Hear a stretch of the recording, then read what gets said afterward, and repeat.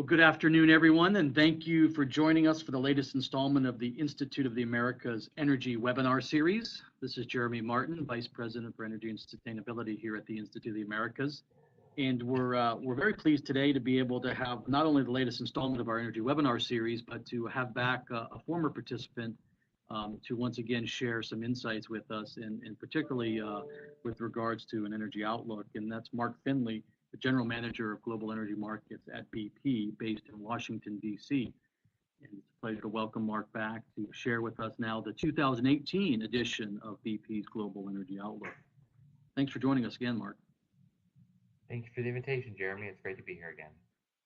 So I don't want to belabor the introduction too much, but I do want to do a quick bit of logistical housekeeping for folks who may or may not have joined us before, and that's particularly regarding how we want to run this session. But first, let me thank our series sponsor, Intercap Energy Systems, longtime supporter of the Institute and our energy webinar series. We'll have a quick introduction that I really don't have too much to say. Mark's got plenty of information he needs to share with us, so I don't want to take too much time. But let me emphasize the question and answer function. And again, for those of you who've joined us before, you know how we tend to run the question and answer function. We use the chat on the platform here.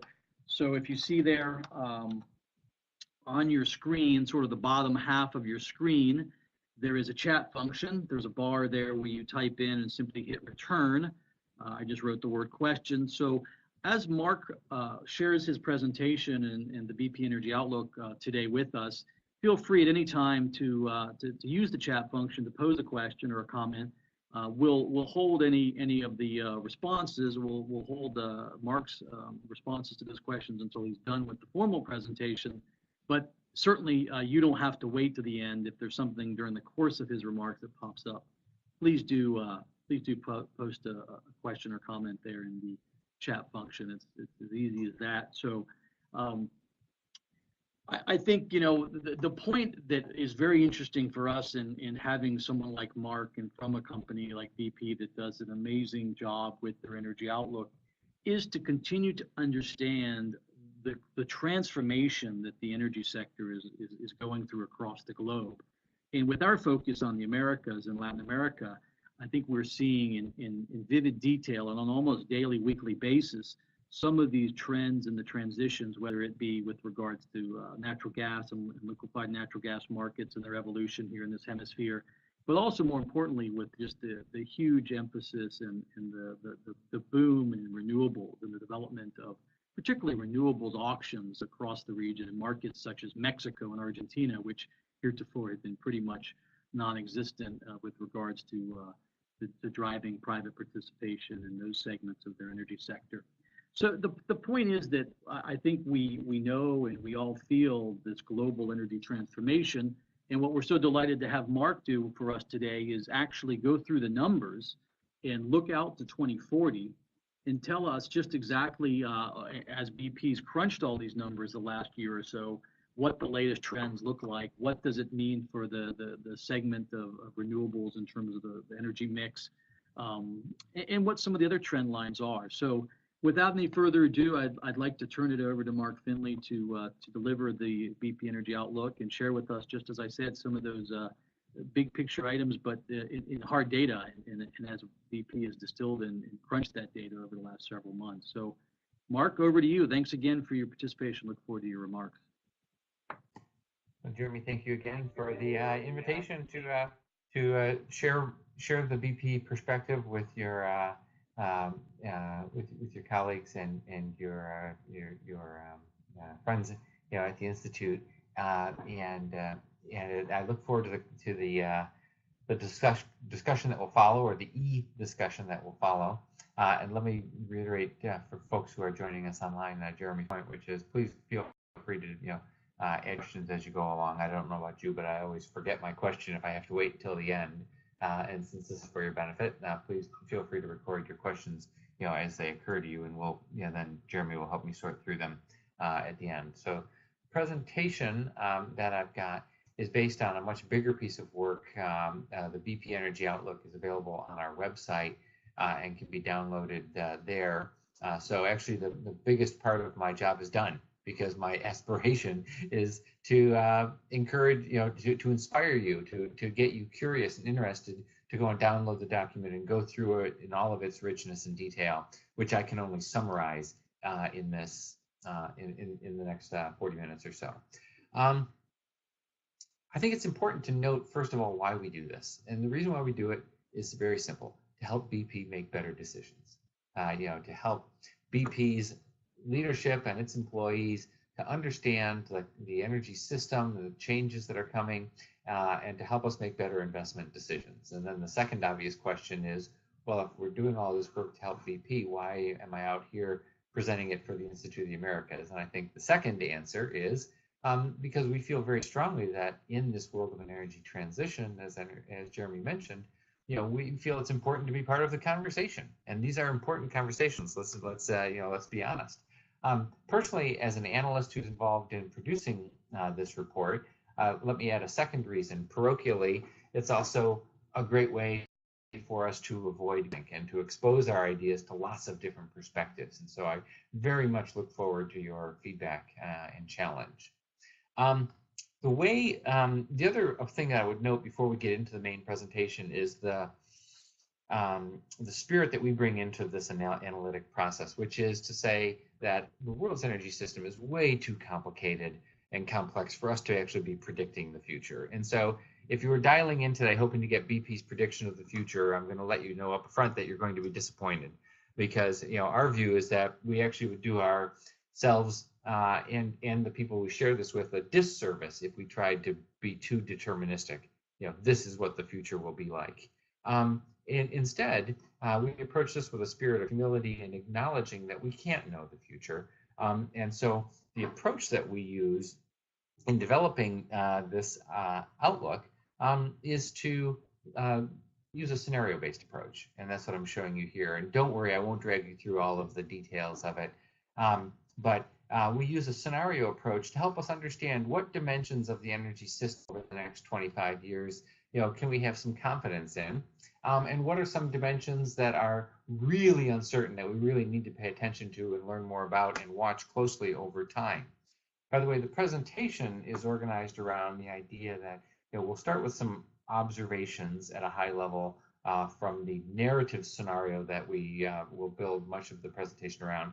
And then we'll look at some key questions that will allow us to test some of the key uncertainties. So much of the outlook is based, or much of the presentation, I should say, is based around what's labeled on this chart as ET, which stands for Evolving Transition Scenario. It is a scenario that is a momentum case. In other words, it's a scenario based on the projection that the world's economy, technology, public policy will continue to evolve in a manner that is consistent with what we have seen in recent years. Not because that's our prediction, but rather as a basis for conversation and analytic exploration. So first, to the demand side, this chart is showing you actually the same picture repeated 3 times. Profile for global demand for energy in this narrative scenario, the evolving. And we place the data 3 different ways for perspective. By the way, the units on this chart, TOE, stands for tons of oil equivalent. So one of the challenges that we as analysts face is, how do you compare coal with solar? We do it on the basis of energy content. So we convert all of these very different forms of energy on the basis of their energy content into the equivalent of a ton of oil, about 7 barrels, so that we can make for like comparisons between different forms of energy. Much of the analysis in our framework is built around this first panel, the sectoral panel. And the reason why we do that is simple.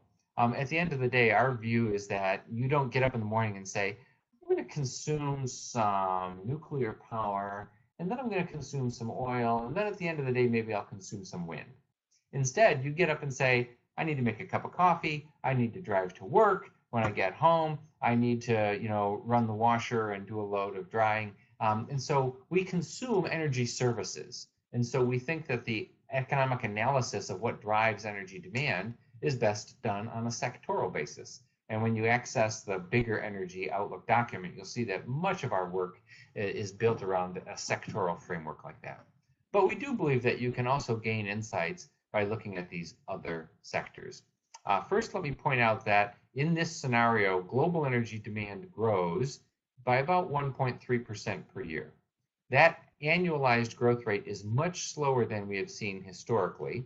And the reason for it is because we believe that the world is going to become significantly more efficient over time. Indeed, the rate of improvement with which the world uses energy relative to economic activity is already today at the fastest improvement we have ever seen historically. And so we project that that rate of improvement continues into the future. The result is that economic growth is sustained in this outlook at rates that we've seen over the last 20 or so years, but the rate of energy demand grows much less rapidly. The next window that I wanted to look at was the regional breakdown. And so what I'm showing you here is where the growth of energy demand is concentrated, and you know the answer to this already. Emerging economies, and in particular, Asia, is already and remains the driver of global demand for energy. Indeed, you can see the green bars at the bottom, labeled as OECD. This is the Organization for Economic Cooperation and Development. Essentially, it's the club of mature market economies in North America, Europe, Japan, and Australia, and New Zealand. And that's not where the action is. The action is in the emerging economies. In fact, China and India combined in this scenario contribute about half of the world's growth. However, on the right-hand side, let me show you how the profile of growth shifts dramatically over time. And in particular, what you can see is the dark blue goes away. China today is the world's biggest consumer of energy and has been the dominant source of growth in the world's energy system over the last 20 years. But that's already changing. China's economic growth is already slowing, and equally importantly, the mode of economic development is shifting away from heavy industry and toward more of a focus on consumers and goods and services that are less energy intensive. In this scenario, that evolution of China's energy mix continues to the point where India actually becomes the largest source of growing energy demand in the later years of the outlook framework.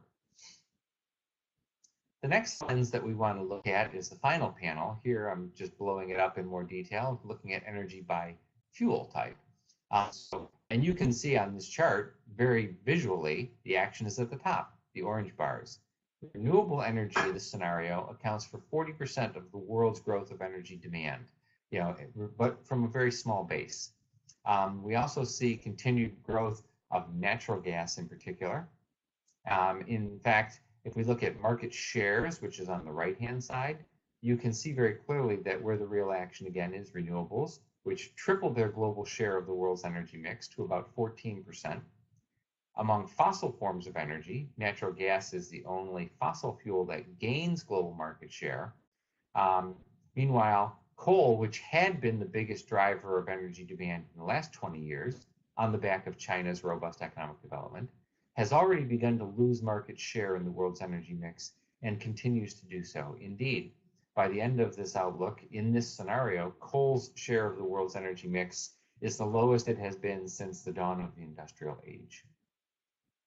Now, this next panel will take that chart on market shares and it will do two things. First, we're adding a lot more historical data, so you can see we're going all the way back now to 1900. The other thing we've done is we've added all of the renewable energy plus conventional hydroelectric power and nuclear energy into a single line comprised of the non-fossil forms of energy. And the reason why I wanted to show you the chart this way was to show you that in this scenario, the world's energy system becomes much more diverse. Indeed, it is the most diverse mix of energy that we have ever seen. In fact, for the first time since the dawn of the industrial age, the world will cease to have a single dominant source of energy. Now, we at BP think this is an important chart, not in its own right, but because of what it indicates. And what it indicates to us is that the world's energy system is likely to become much more competitive over time. Now, first reason why it's getting more competitive, we've already discussed, that the world's energy system is going to grow less rapidly in the future in this scenario due to greater efficiency gains. In other words, the pie doesn't get as big as fast as we have seen historically. The second reason for greater competition is what's shown on this chart, a highly diverse global fuel mix, which provides lots of more opportunities for fuels to compete against each other. And you'll see an example shortly for the transportation sector. The other thing, as we go through the presentation, we'll see examples of is the dynamic of increased competition among suppliers within individual fuels, especially for oil and natural gas. And indeed, we believe that in this scenario, what we're seeing, it presages the emergence of an age of abundance in global energy. And we'll come back and explore some of the dimensions of that as we go through the rest of the presentation. Final bit is what this means for the role of the United States, and I won't belabor this because I know that many of you, have interests elsewhere. In this scenario, the United States is today and remains the biggest producer of both oil and natural gas. That's largely driven by the rapid growth of shale production. The US grows its net position for both natural gas and for oil on this chart. On the right-hand side, I'm showing you that what you already know, that the United States is in the process of eliminating its status as a net importer of energy and becoming a small net exporter. So significant both economic and strategic implications of that. But note, however, that this isn't an entirely positive scenario. The United States has already lost its position as the leading producer of renewable energy to China. And for that segment of the market that is the fastest growing segment, the United States continues to lose global market share in this scenario. So good news, but within measure. The presentation is organized around 5 key questions. And this will allow us to begin to test some of the sensitivities of the system through the scenario-based approach that I mentioned. I would guess that if you made your own list of 5 key questions that are bothering you or that you want to learn more about in thinking about the system, it would be a similar list. And it is certainly the list, part of the list. First question, highlighted in red on this chart, is a question I get asked everywhere, and I'm sure it's on your minds as well. What have we learned so far about electric cars and the mobility? And the wording of the question is, what have we learned, parenthesis, so far, about not just electric cars, but broader forces shaping a revolution in the mobility sector, including factors like autonomy and ride-sharing services. So I find that as I travel the world, everyone wants to know, well, how many electric cars in your forecast? And the answer is 300 million, up from about 2 million today. So growing by a factor of more than 100 times over the next 20 years. That's out of a global car fleet, by the way, that doubles from 1 billion cars on the road on the planet today to 2 billion cars by 2040. However, I will also tell you that that's the wrong measure. It's not the number of cars, it's the number of miles driven. Or if you work for a company that's based in Europe, kilometers, but same difference. So what I'm showing you here is the number of car kilometers driven, fuel that delivers that mobility service. So roughly speaking, if you double the number of cars on the planet, you roughly speaking double the amount of miles driven. You can see that electricity plays a very large role in that in the future. In fact, it accounts for about 30% of the miles driven. Now, you might be doing the math in your head and asking, wait a minute, 300 million cars out of a global fleet of 2 billion is not 30%. And you're right, it's 15%. And that exactly is the point. That 15% of the cars deliver 30% of the miles. And the reason for that is less about them being electric and more about what's on the right-hand side of the panel. We believe that autonomy will start to become commercially available at scale within the next decade. And as autonomy ramps up, this is what we think is likely to be a key driver of the transformation of the transport sector. And here's the rationale. At least at first, these autonomous cars are likely to be relatively expensive to buy. All of the extra sensors and software that go into it. But cheaper to operate. We know that the Ubers and Lyfts of the world want to have autonomous vehicles because they say the driver is half the cost of the car, of operating the car. So how do you make the economics of this dynamic work? If it is expensive to buy but cheap to operate, you make the economics work by operating them a lot. In other words, we believe that these autonomous cars, at least at first, are likely to be concentrated in shared mobility applications, taxi fleets, and these ride-sharing services. And because they're in these ride-sharing services, they're being driven more miles. By the way, this dynamic also applies to electric cars. That is, they're generally more expensive to buy up front, but cheaper to operate. And so we believe that this rapid growth of autonomous cars will be likely to be electric. And that's how we get to the idea that 15% of the cars are likely to deliver 30% of the miles driven. Now, if I stand back and ask what are the factors driving oil demand in the future, of at least oil demand by cars, the way to read this chart is from left to right. So today, about 19 million barrels of oil is consumed by cars.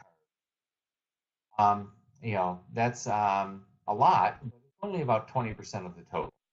And as we will see later, the rest of oil cars, other mobility like airlines, ships, but also industrial applications and power generation, etc. So 19 million barrels a day of oil is consumed by cars. Roughly speaking, if you double the number of cars and double the number of miles driven and nothing else changes, you would roughly speaking double the amount of oil consumed. But there are big changes in this scenario. And the biggest one is the center panel, fuel efficiency standards, which are ramping up very aggressively, by the way, not only in the United States and in Europe, but in China and India and other rapidly growing emerging economies. Indeed, these rapid improvements of fuel efficiency that are largely already on the policy books today will largely cancel out the growth of demand from the bigger vehicle fleet. If we add in an additional fraction of about 2 million barrels a day because of that dynamic I described previously about how electric cars are likely to be operated more intensively in shared mobility applications, we can envision in this scenario that worldwide oil demand for cars in 2040 is roughly what it is today, even as we double the number of cars on the planet. Now, you can see also that the role of electric cars doesn't really have a big impact, and you might be thinking, well, that's exactly what I'd expect an oil company to think. And in the spirit of humility, we asked ourselves, well, let's explore and test that. So we built a scenario that bans the sale of the internal combustion engine in cars globally. I'm sure many of you are aware that many countries and states, and here in the United States where I live, many cities, are talking about banning the internal combustion engine. But frequently, if you read the fine print, you'll see that, well, that includes hybrid cars. This is a pure scenario that completely bans the sale worldwide. So you see that 100% of car sales by 2040 are pure electric cars in this scenario, up from a little, nearly 30% in our narrative scenario. And what does that mean for miles driven? That's shown on the right-hand side. Instead of about 30% of miles driven, if we ban the sale of the internal combustion engine, about 2/3 of the miles driven come from electric cars in this alternative scenario. Now, you may be asking, why not 100%? And the answer is, this is 100% of new car sales in 2040. But who on this line buys a new car every year? I can assure you BP doesn't pay me enough to do that. And so there are still a lot of cars on the road, that were previously bought that are internal combustion engines, which is why you don't get to 100% of miles driven. Now, what does this mean for oil demand? Half. So instead of worldwide oil demand being about 19 million barrels a day, and the sale of the internal combustion engine, we cut that by more than half, cut it down to 9 million barrels a day. But note, however, that, as I mentioned earlier, cars are only 20% of oil demand. And so even in this scenario, growth of oil demand elsewhere, trucks and industrial applications, etc., means that total oil demand for the world in 2040 is still higher than it is today, even if we ban the sale of the internal combustion engine. And the next question is, what does it mean for CO2 emissions? So here on the right, I'm showing you that CO2 emissions from energy consumption grow by about 10% in our narrative scenario. The orange line represents a pathway for CO2 emissions that we're aspiring to. That's a pathway that is consistent with meeting the spirit of all of the Paris obligations and delivering on a transition toward a energy system that is, sustainable in terms of, the climate dimension. So that's where we want to be. And what does reducing, banning the sale of the internal combustion engine, what does that do for CO2 emissions? And the answer is you almost can't see it on the chart. And the logic behind this is very simple. We're talking about reducing oil demand worldwide in this scenario by about 10 million barrels a day. Oil is about 30% of global CO2 emissions. 10% of 30% is 3%. To me, one of the key takeaways is if you have a system-wide challenge like CO2 emissions,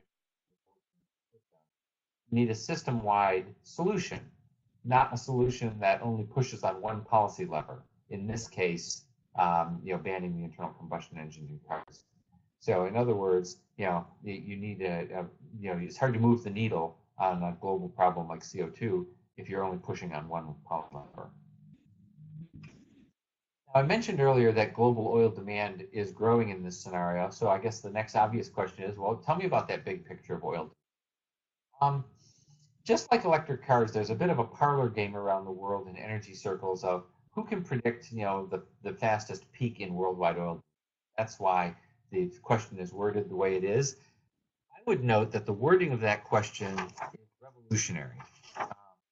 Almost since the first oil well was drilled by Colonel Drake in the 1850s, the world has worried about running out of oil supply. And I've been doing this for 35 years, and to me, it's a major, profound change in the world that now people are worried about, are we going to run out of demand instead of are we going to run out of supply?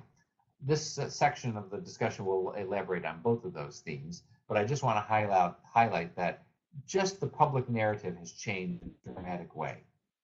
So here is the base data in our narrative solution for oil.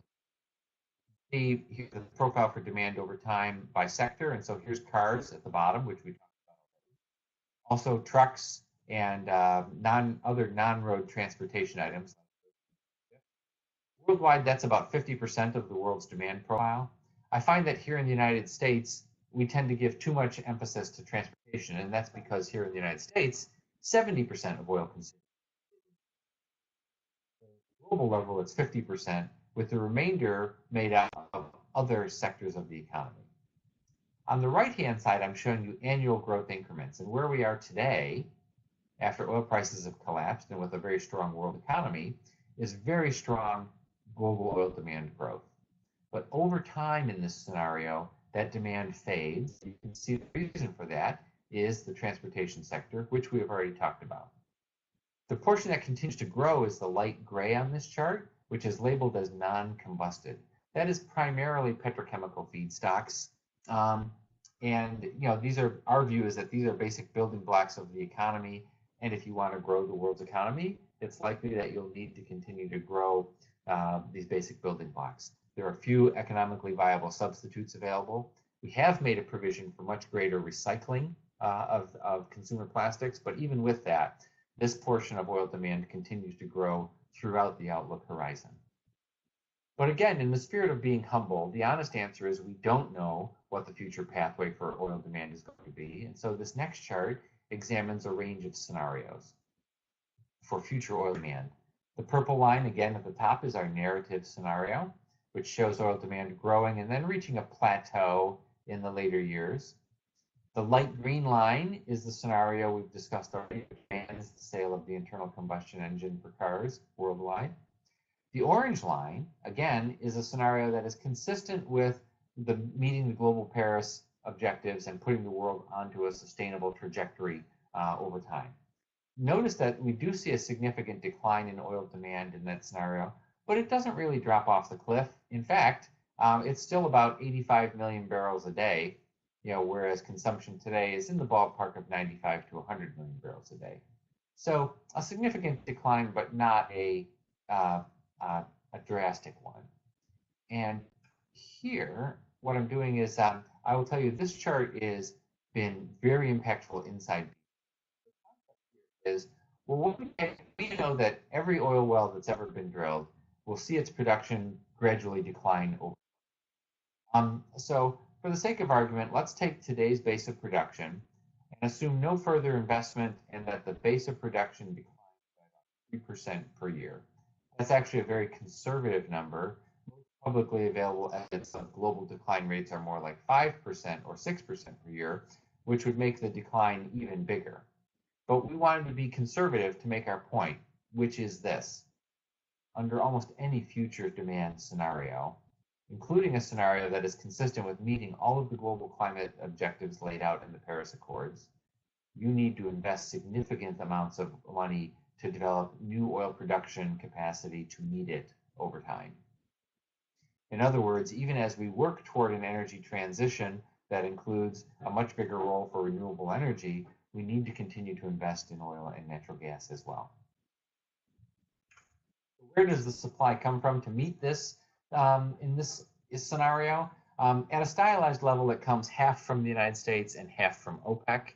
Here's the United States dynamic, and here what I'm laying out is just the growth of U.S. shale production. Use the phrase tight oil. In this scenario, the growth is front-loaded. It grows in the early years and then begins to plateau.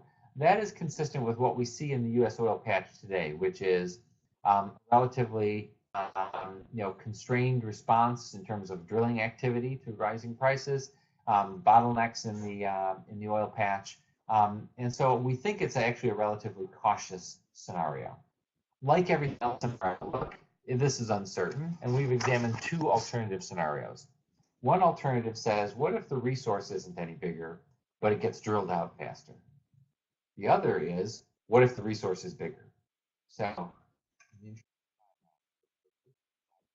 show you both at once. So the green line in this scenario represents a scenario in which the resource is no bigger, but it gets drilled faster, so the drilling activity ramps up. Because the resource is no bigger, it result, production peaks and then declines very rapidly. The second scenario, represented by the red line, is what happens if the resource is 50% bigger than we currently understand it to be. In that scenario, U.S. production could grow by 10 million barrels a day.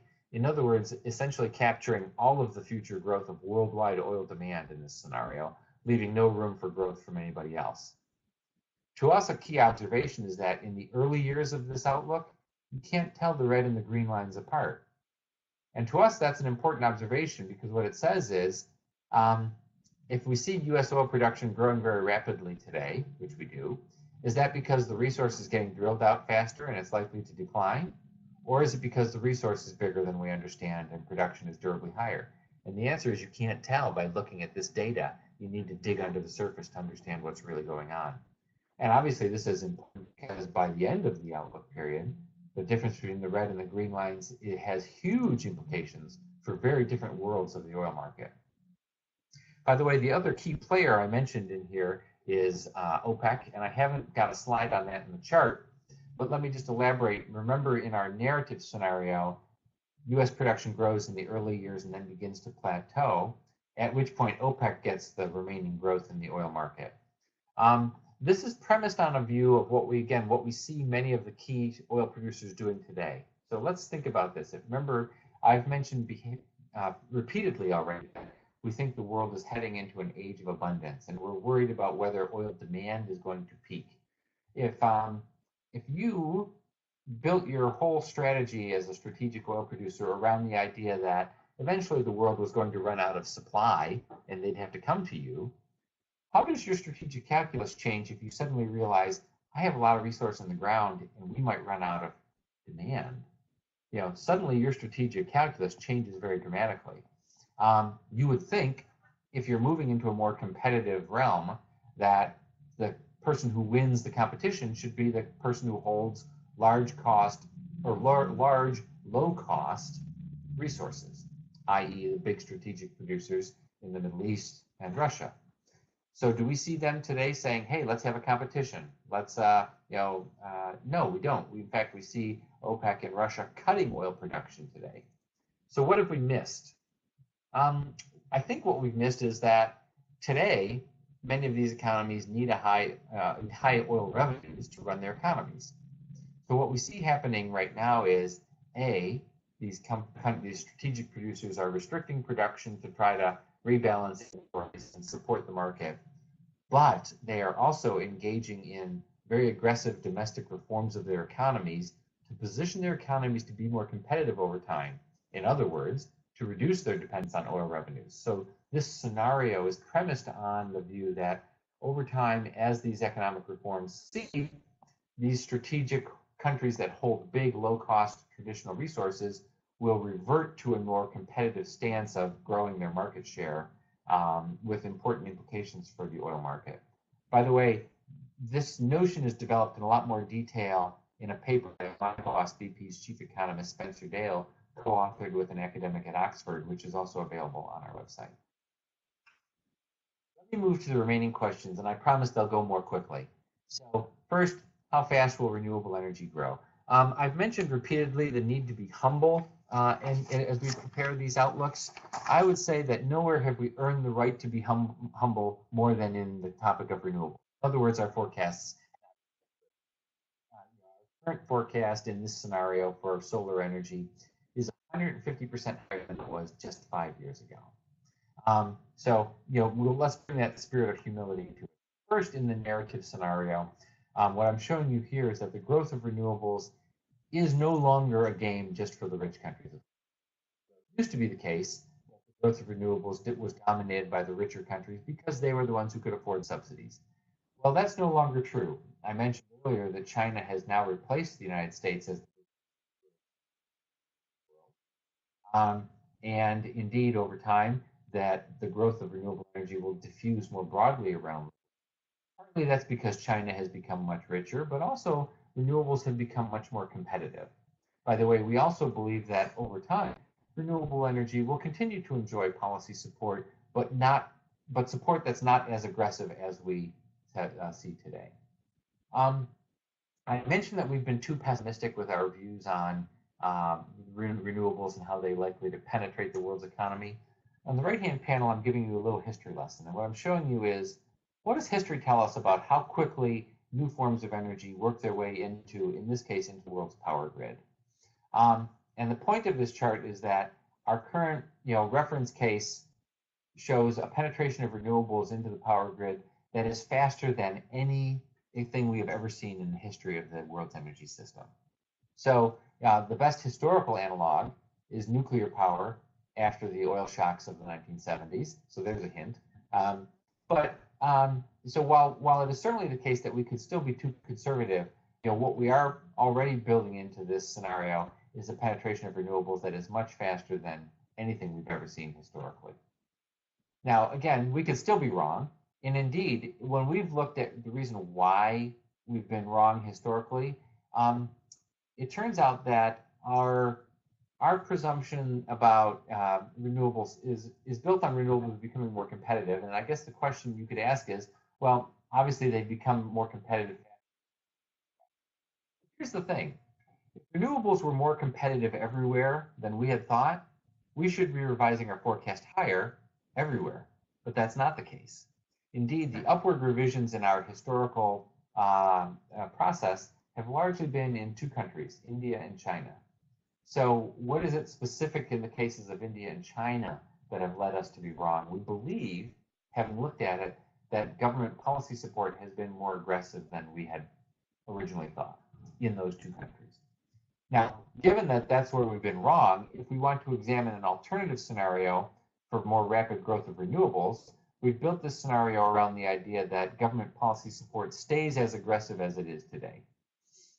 In this more aggressive push for renewable energy, instead of getting half of the growth in power generation, which is what happens in our narrative scenario, we can envision a scenario in which renewables get basically 100% of the growth of power generation. By the way, this is important not only in its own right, but because power is the story. We haven't talked a lot about it yet, but on a global basis, power actually accounts for half of all of the energy consumed on the planet today. And in our narrative scenario, it accounts for 70% of the growth of power as the world's economy continues to electrify. I'm going to come back to that theme of the power sector shortly. In the interest of time, let me move to the next question, which is about natural gas. I mentioned repeatedly that natural gas in our narrative scenario, we at BP and many others. Here's the base data. The panel on the left is actually pretty boring because what it says is that on a regional basis, natural gas grows everywhere. What's more interesting to me is the panel on the right, which says that the growth of natural gas demand in this narrative scenario on a sectoral basis is concentrated in industry and in power generation. Now, again, the obvious question is, well, how could we be wrong? So it turns out that in our narrative scenario, about half of the global growth of natural gas demand comes from natural gas switching, that is to say, natural gas pushing some other fuel out of the mix. Here in North America, much of that is economically driven, especially from coal in power generation. But in much of the rest of the world, the switching that is in this narrative scenario is driven by environmental policies, especially in China and in Europe. So I think a fair question is, well, what if policy is not as aggressive as we are assuming? In that scenario, with less aggressive policies to push natural gas into the power and industrial sector, natural gas demand growth suffers. It may not look like much on the chart, but this is the difference between natural gas gaining global market share, narrative scenario, natural gas losing. And indeed, on the right-hand side, I'm showing you growth of natural gas demand on an annual average basis across a range of scenarios. And the key point is that the narrative scenario is kind of the Goldilocks solution, the good news solution for natural gas demand.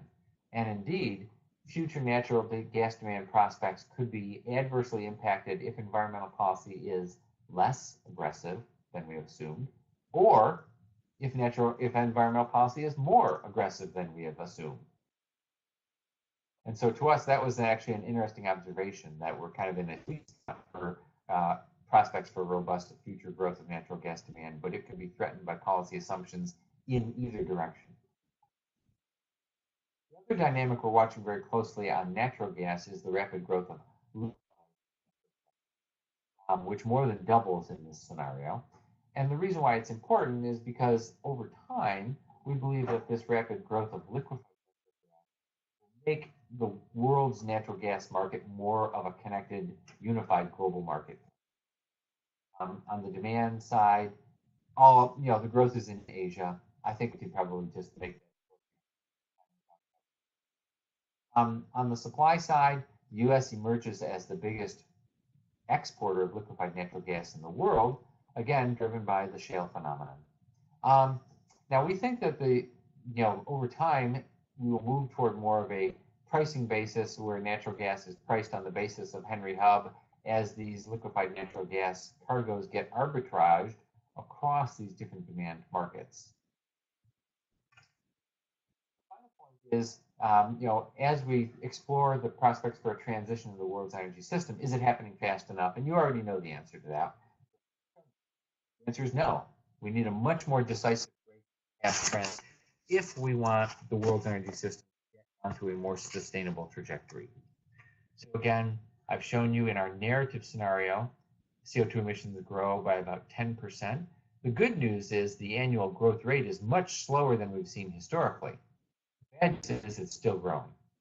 And again, for reference, where we want to the orange line. So the question is, what kind of changes in the world's energy system would we need to see to get onto that more sustainable trajectory?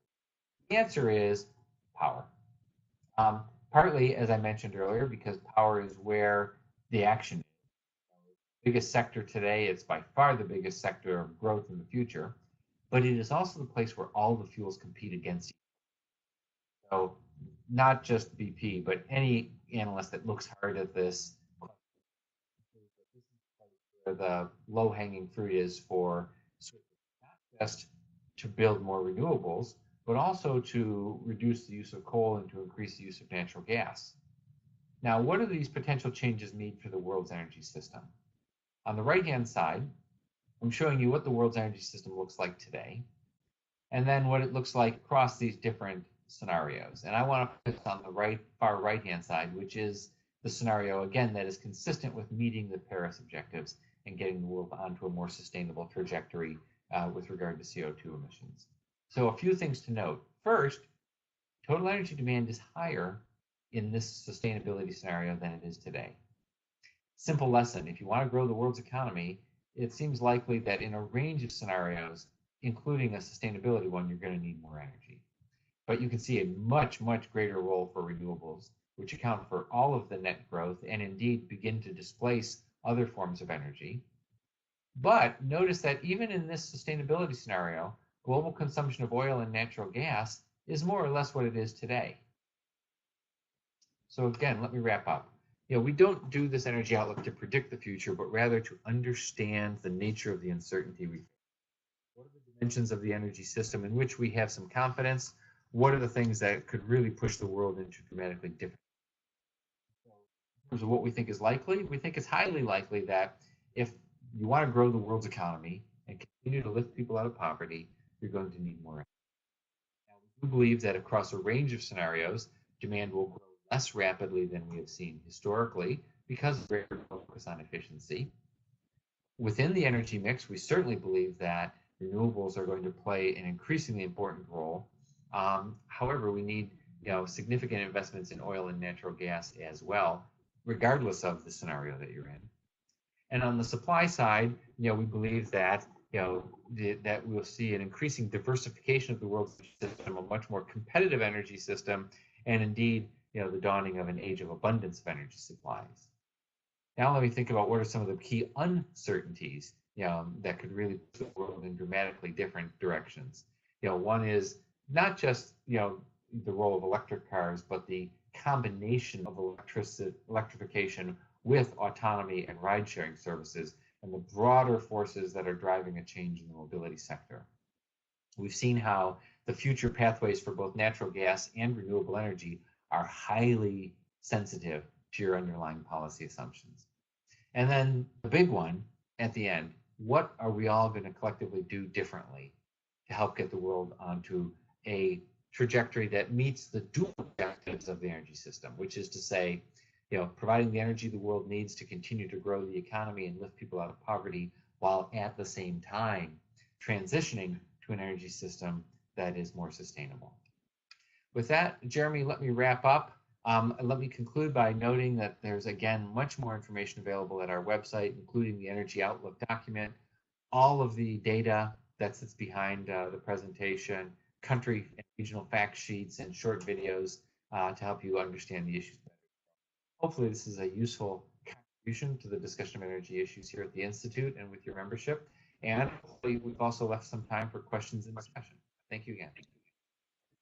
No, thank you very much, Mark. It's always amazing how you are able to so effectively go through so much data and so many important trend lines.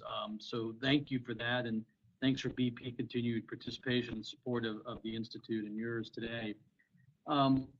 Let me just remind folks here of the chat function. I think some of you have availed yourselves of that. Seems like there was at one point a little bit of audio issues, but let me actually start with something really fundamental, or I guess basic, I should say. How do you define renewables? There were different parts along the way, and so sometimes for me, it's like we have so many different definitions or how we capture that term. How do you specifically capture it in your scenarios?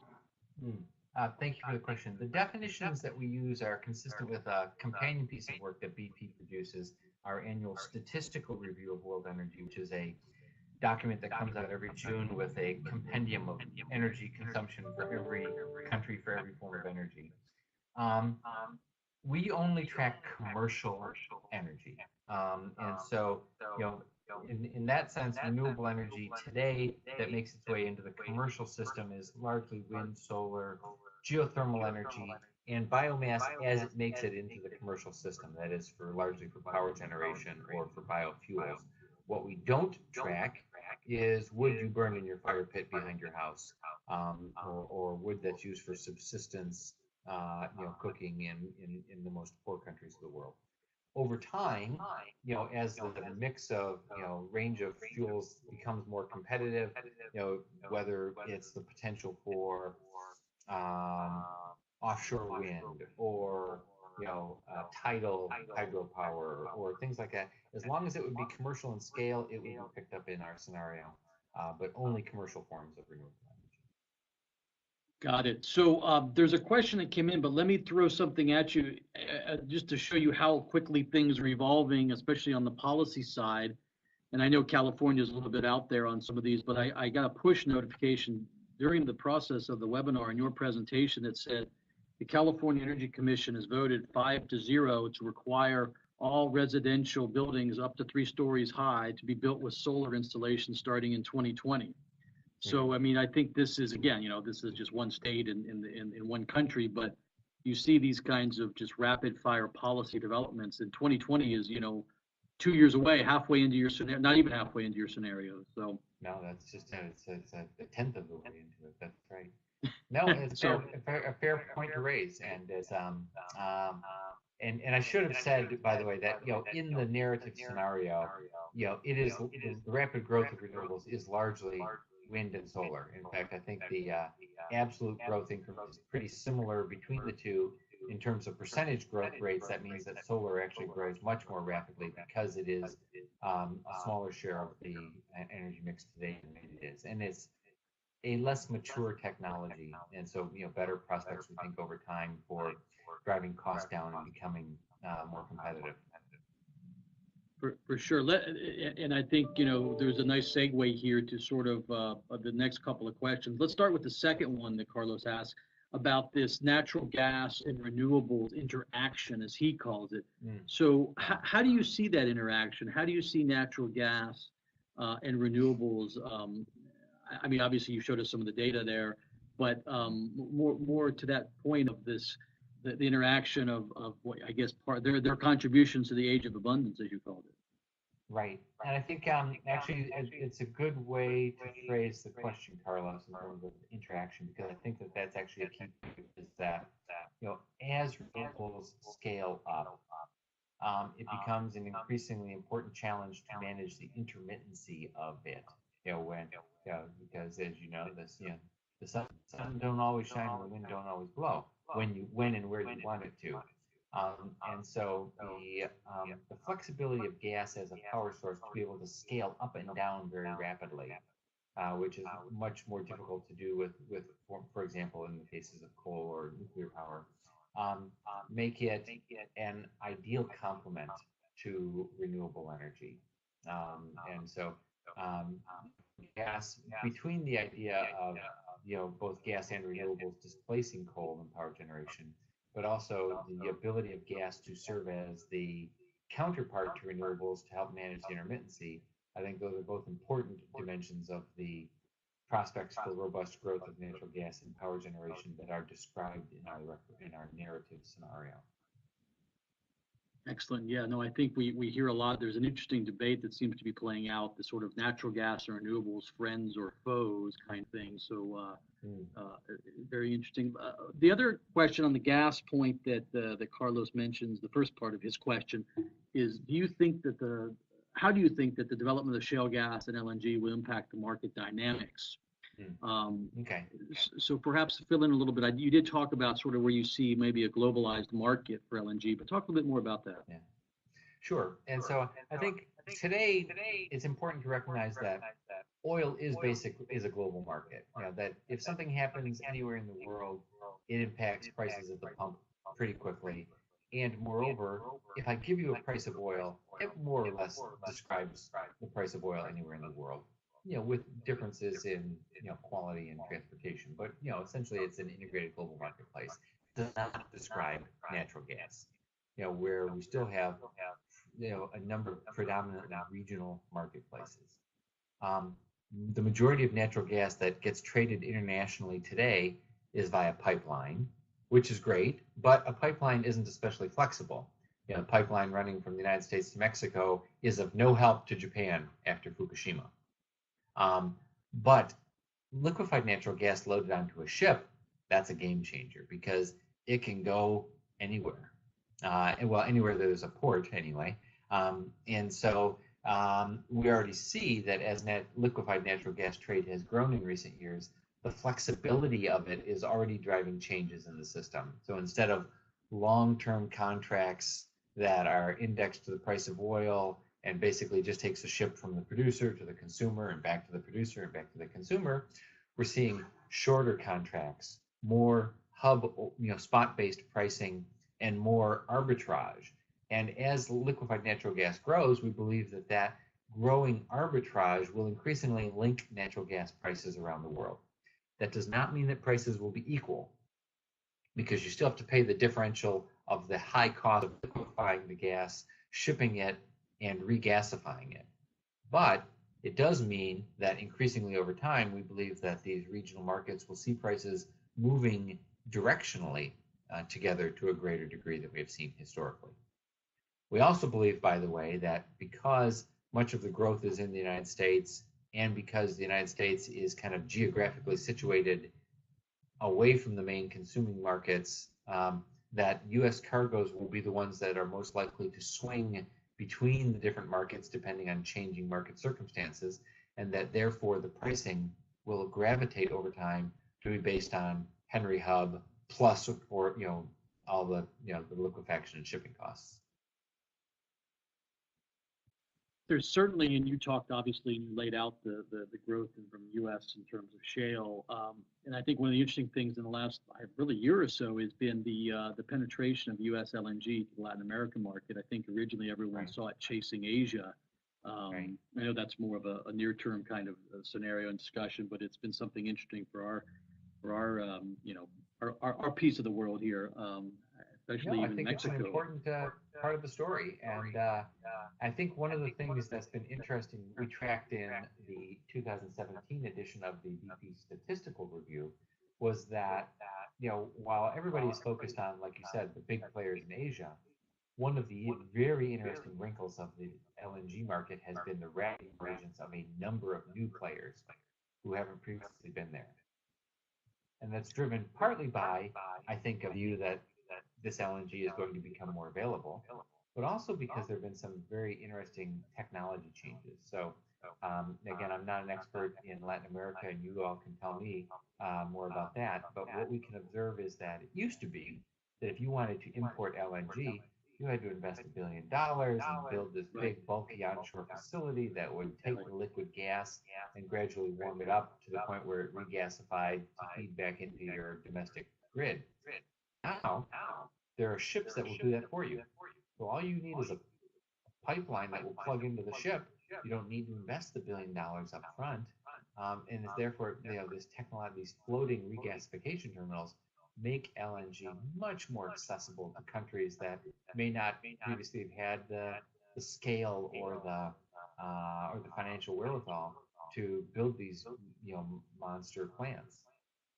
No, I think that's absolutely right. And in fact, you see almost in a couple places, they use this technology increase, not to mention the market pricing upside, as their sort of their storage, right? So you see that in Argentina and Brazil a little bit to back up some of the seasonal differences and the hydro downturns and these kinds of things. So, Mark, I want to try and wrap up. It seems like our participants are very shy today, so let me fire a couple more at you. And then we'll wrap up. I don't want to take advantage of anyone's time, Jeremy. We're all busy, so. Yeah. Let me. So there's two things I want to end with. One is something because I want to try and make sure we all understand how the outlook in terms of the scenarios. Because one of the things you talked about that seems to be evolving here, I mentioned the announcement that came in on solar and residential here in California. But in the United States, there's a big debate over fuel economy standards. And I don't want to get into the politics of it, but I want to get into, have you explain to us how those kinds of sensitivities, policy sensitivities, are controlled in your analysis? Mhm. So, in the particular case here in the United States, I mean, I think the honest answer is we still have to wait and see what the uh, you know, we've seen a kind of a high level statement, but we haven't seen the operational details of the change to the regulation. And as this is a federal system, and there will be inevitably be some sorting with state policies, legal challenges potentially. So the honest answer is it's too soon to tell. But what I think is interesting is that um, let's face it, the growth market is Asia. The United States and other mature economies of the OECD, in our framework, are not what is driving future oil demand. Um, and that's literally as well as figuratively. Rapid growth of oil demand and things like car ownership and access to mobility in the emerging economies. That's the real story. And so it would be much more impactful, if China were to change its fuel efficiency standards than the United States. Indeed, Sure. China, in the narrative scenario, actually passes the United States to become the biggest oil consumer in the world, in the middle of the forecast interval. No, I appreciate that. It is perhaps a very current debate point here in the U.S. And like you said, too soon to tell. A final point that sort of pulls in the regional focus here, and I think one of the things we've talked about in our region for years, and I mean everywhere really, but this whole question of energy security. So a final question to wrap sort of all this up. You talked in terms of the diversified mix going forward in the outlook, and how the diversification makes the global energy system more competitive. But my question would be, so one of the things we've sought in many of the country at the country level in Latin America is diversification to basically fill in the gaps in terms of energy security. So help maybe explain a little bit about how you have a more globally competitive system, but maybe at the same time you'll provide more energy security at the country level. I mean, does that make sense? Is that sort of what you see evolving? Well, let's think about. I think we need to think about security both from the perspective of a producer as well as a consumer. Fair enough. But I would wholeheartedly endorse the notion that diversity, aids security, and that's not a new concept. Winston Churchill said that, way over 100 years ago. Yeah, the When he Royal was Navy, yes, converting the sir. British Navy. Yeah, you know the story. Converting the British Navy from coal to oil. And so yes, I think but I think it's important to emphasize the benefit of connectivity, and to put energy security in perspective. And to us, energy security is not about being independent. It's not about being an island and isolated from the world. Indeed, I think you could make a strong case that, for example, Japanese economic security benefited tremendously from being able to access a global marketplace after the tragedy at Fukushima resulted in the closure of many nuclear power plants.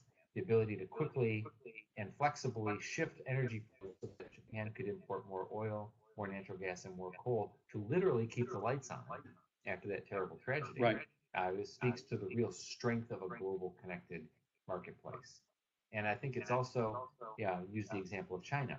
I mean, when I started doing this energy analytics, 30 years ago, China's policy was to be self-sufficient. We are not going to import because we don't want to be that vulnerable. Eventually, I think the Chinese leadership said, let's go ahead and import energy, use it to grow our economy at 10% a year for 20 years. And that's okay. And so China went from being self-sufficient to being the biggest importer of oil in the world and an increasingly large importer of natural gas and even coal, believe it or not, but was able to grow their economy at 10% a year. So you have to consider the cost-benefit analysis and the trade-offs.